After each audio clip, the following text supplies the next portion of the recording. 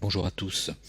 Après des mois, pour ne pas dire des années d'absence, ayant été pas mal accaparé par la réalisation d'un long métrage, je reviens vers vous pour vous expliquer comment corriger une image sous-exposée sans vous prendre la tête.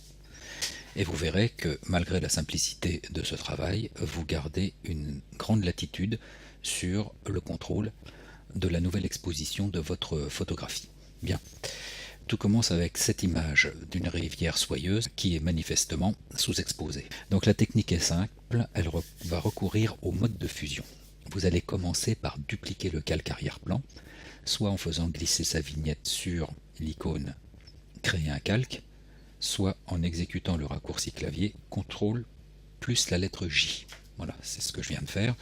Et immédiatement, un calque 1 apparaît au-dessus du calque arrière-plan. Bien là, la technique est très simple. Vous allez ouvrir le menu local des modes de fusion. Vous savez que les modes de fusion créent une interaction entre les pixels des calques qui se superposent. Et voilà, il a suffi d'appliquer le mode de fusion superposition pour récupérer votre image alors que vous pensiez qu'elle était totalement irrécupérable ou difficile à récupérer. Mais là ne s'arrête pas ce petit tuto. Si vous jugez par exemple que cette correction de la sous-exposition est trop violente, c'est-à-dire que pour vous l'image est maintenant trop claire, eh bien il vous suffit d'agir sur le paramètre opacité. Plus vous allez diminuer l'opacité, plus l'image va récupérer les tons foncés du calque arrière-plan. Avec une opacité égale à 0, vous rendez l'intégralité des pixels du calque 1 transparents, donc ils sont invisibles, ce qui ne montre donc plus que l'image du calque arrière-plan. Il suffit de remonter cette opacité pour que vous débouchiez à nouveau les basses lumières. Mais nous pourrions imaginer que votre sens esthétique vienne vous susurrer à l'oreille que cette image n'est pas assez claire, donc que les tons foncés sont toujours trop foncés. Et bien là, la démarche est assez simple, vous allez dupliquer le calque 1, c'est-à-dire le calque superposition. Il suffit de glisser sa vignette sur l'icône Créer un calque. Ou comme tout à l'heure, d'exécuter le raccourci clavier CTRL-J. Et là, comme par magie, une nouvelle fois, le contenu de l'image devient beaucoup plus clair. C'est-à-dire que vous avez corrigé la sous-exposition. Mais là, vous venez de corriger cette sous-exposition de 200%, dans un certain sens.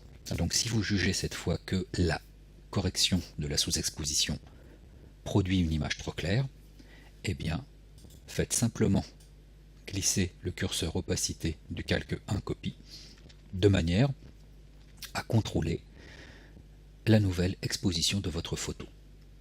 Si vous le placez à 0, eh bien vous vous retrouvez dans l'hypothèse où seul le calque 1 aura été appliqué, puisque vous rendez les pixels du calque 1 copie transparent. Et si vous augmentez la valeur de ce paramètre, vous avez alors la latitude d'appliquer une correction allant de 101% à 200%. Vous comprenez qu'avec l'application d'un seul calque et d'un seul mode de fusion, vous ne pouviez corriger cette sous-exposition que d'une valeur de 100%.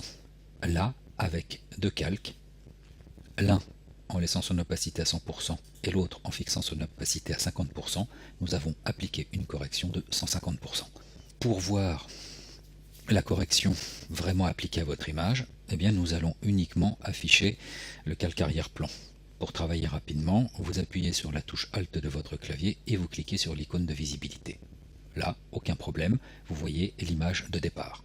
Répétez la même opération et vous voyez l'image corrigée. Voilà, à très bientôt, merci de votre attention. Je reviendrai avec un tuto qui explique comment corriger une image surexposée.